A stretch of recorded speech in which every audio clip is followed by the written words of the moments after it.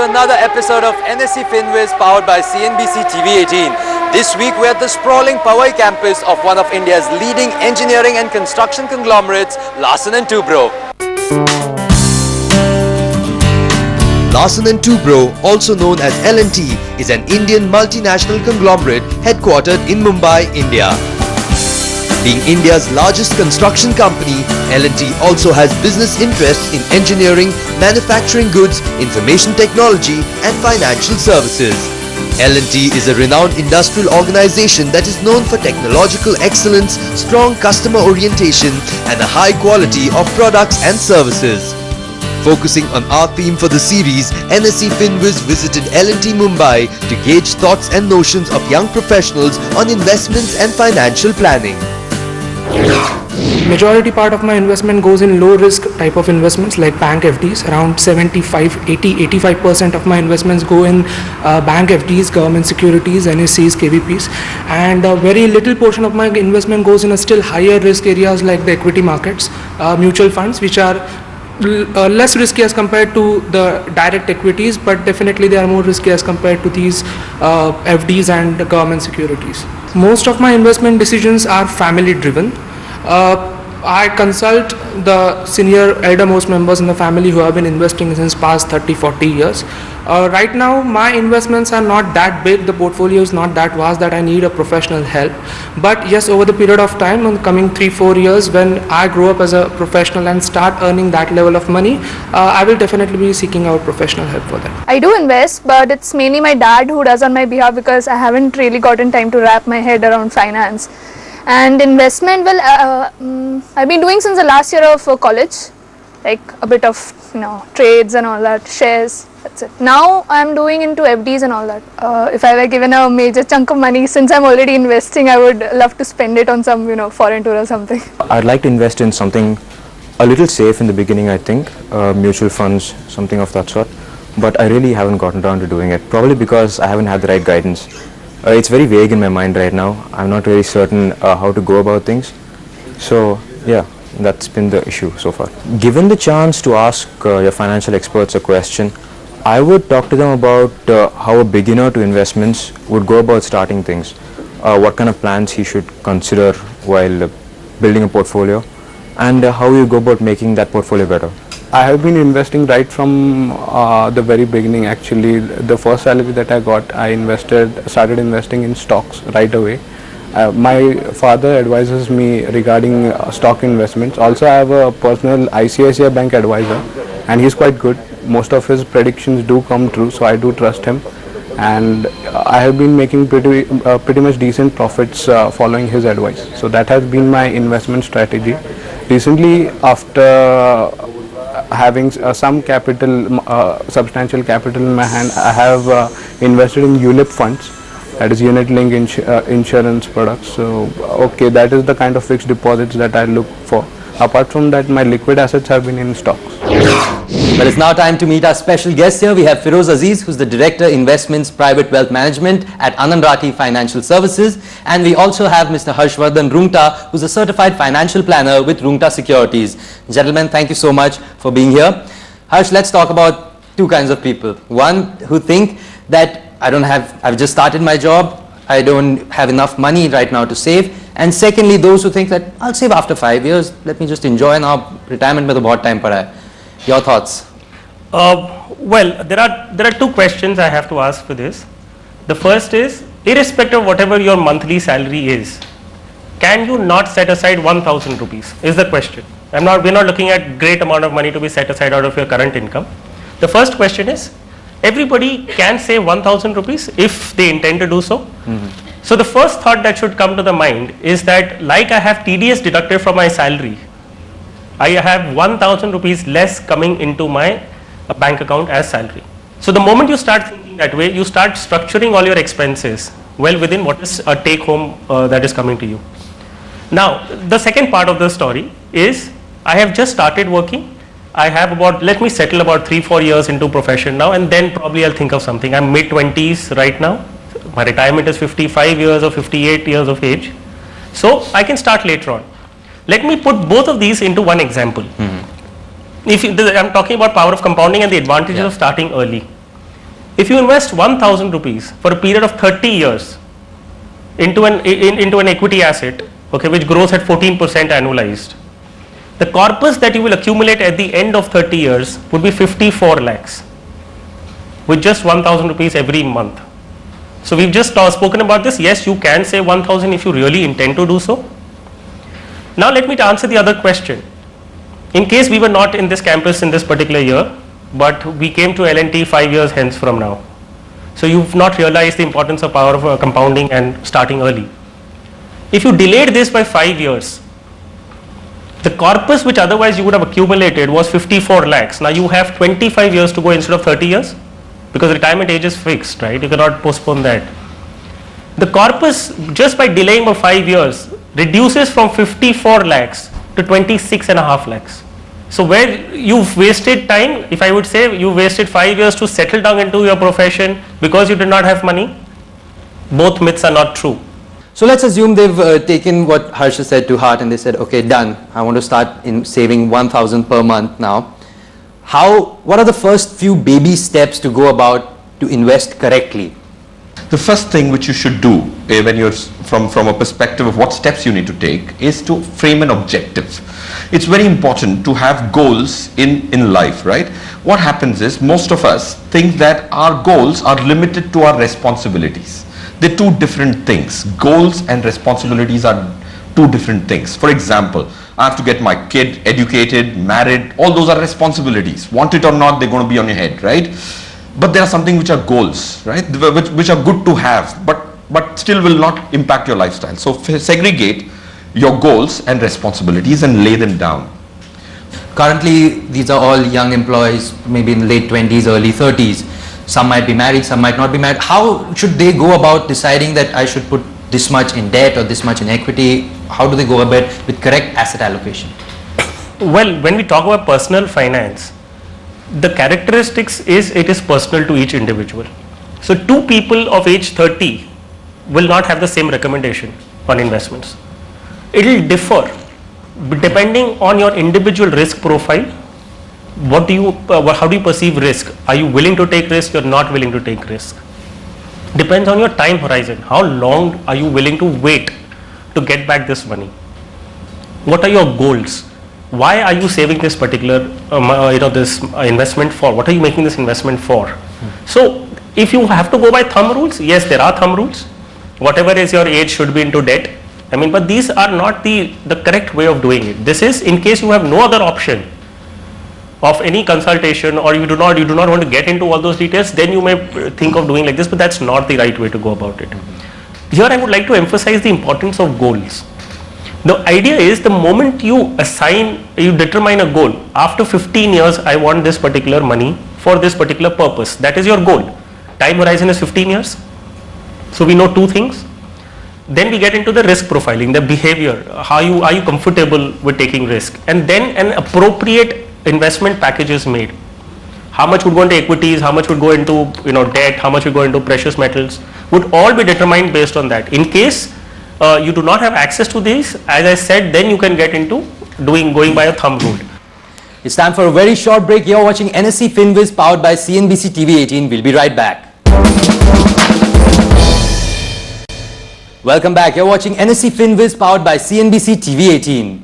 Firoz, how important is the role of a financial planner in this? Should everyone have a financial planner, or can I just read up and take some financial decisions on my own? Wealth management, or as it starts as investments, if you eventually grows to wealth management, has a very important step called financial strategy. Goal setting, we have spoken enough about it, and the importance is very difficult to probably say. The next step is financial strategy. Okay, that is where the financial planner comes. He will tell you how to make sure that the 13%, the 14%, which are the compounded numbers, are achieved in the minimal risk. possible. So financial strategy can be best derived out of somebody who does it for a living, right? So the probability of somebody who's doing it for a living to give you a good financial strategy is far more than you discovering it and then making mistakes and then going one-way street for long and then coming back and backtracking. So it's very important to have a financial planner. You need to develop a corpus to be able to afford one, but yeah, you should have a goal of actually employing a financial planner. Harsh, when we talk about, again, financial planner and the importance of having a financial planner, also helps you monitor your portfolio. Now let's assume these are, again, like Feroz was also saying, they've just started off, they might not want to get to a financial planner as yet, they might not have that amount of a corpus. How often should they be monitoring their profile? Let's say now, let's assume they've just started investing. So how often should they monitor their portfolio? Financial planner is an integral part of your finances, which could mean savings, investments, expenses, could be everything else. So the process is continuous. The second level would be, when do I monitor? How regularly should I review and monitor the performance of my schemes? Now this will entirely depend on what has been laid out into your financial plan. Ideally, you should do it every year. And what should you do every year? I'm not saying get into the performance of each scheme. Get into your own performance. What have I started with? In the beginning of the year, I had decided I will cut down on these particular expenses which are discretionary in nature. This is how much I will save, and this is how I will invest. Feroz, I want to talk to you about PPFs. So Harsh also brought up the point about PPFs, and companies also have EPFs. So how important are PPFs and EPFs? Right, of course they are important, and there are some which are mandated to us, so they're important to understand.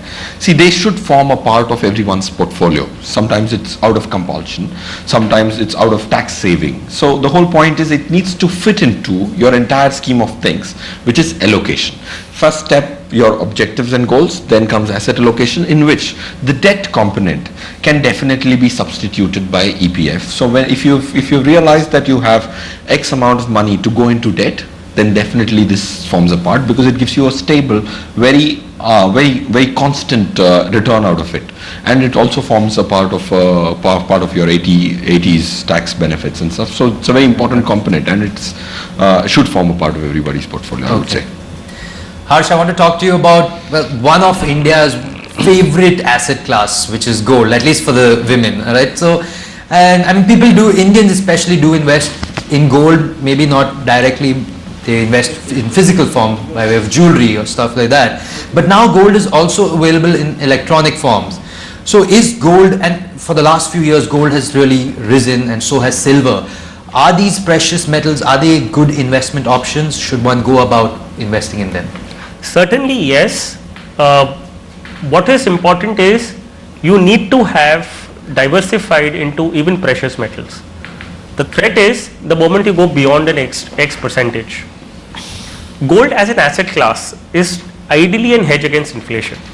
What it simply means is that if there is 7% inflation or 8% inflation, gold is expected to rise in that ratio itself.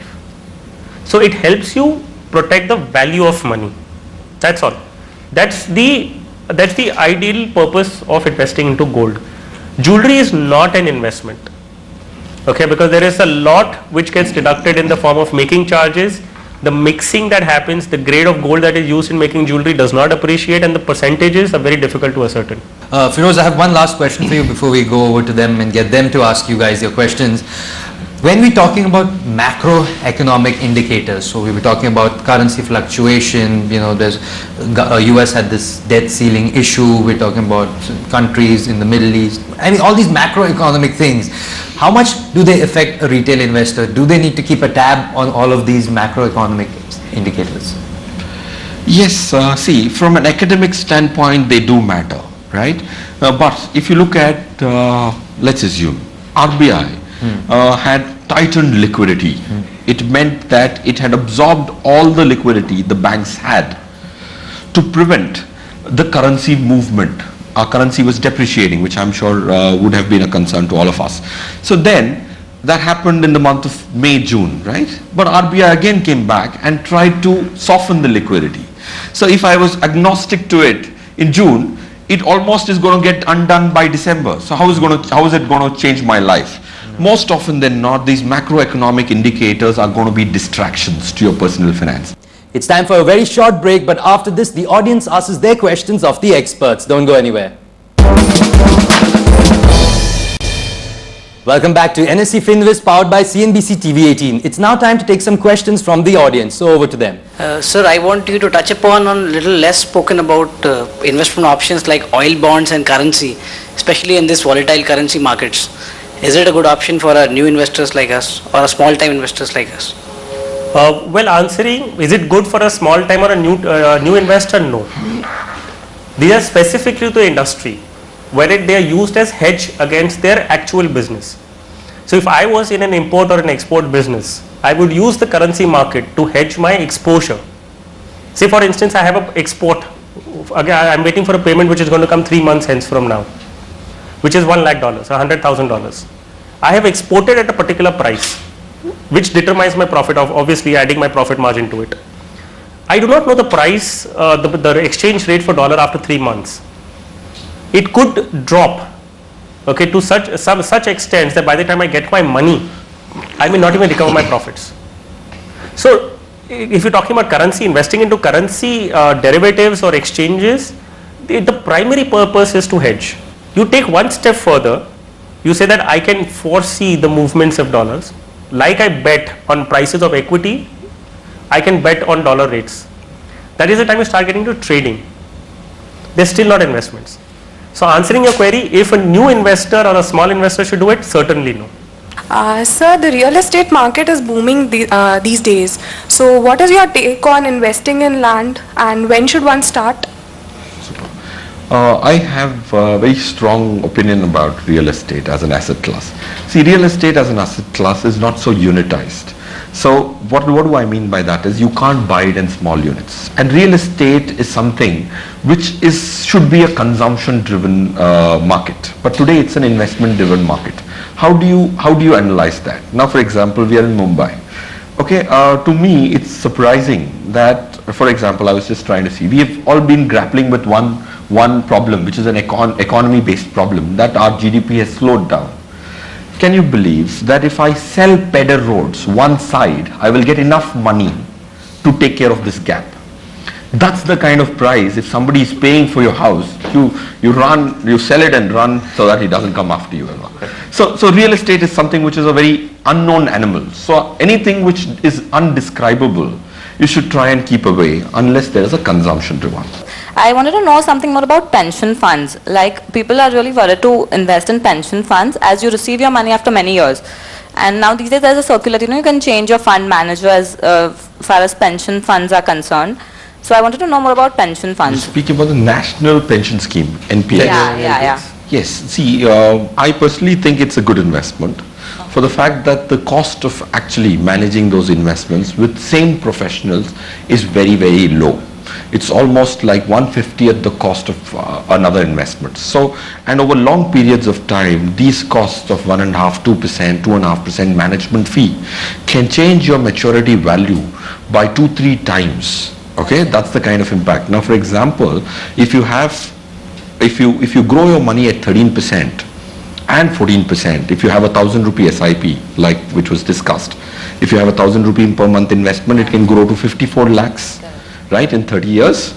So if you change the return from 14 to 13%, the 54 lakhs will straight drop to 36 lakhs. So these management fees over long periods of time, which are 2-2.5% in most other investment venues, are very large, and those in NPS are very small, and you get the same fund manager. So identical fund professional management at low cost in long periods of time can add significant value, especially when you get the flexibility of making changes with your fund manager on a yearly basis. Thank you, Feroz. Thank you, Harsh. That was really helpful. And thank you so much for having us here. Well, that brings us to the end of another episode of NSE FinWiz powered by CNBC TV-18. And I hope that our experts Harshvardhan and Feroz have been able to help the employees at L&T to secure a financially stable future for themselves. We'll be back next week with another set of young employees at another company. Till then, thank you for watching.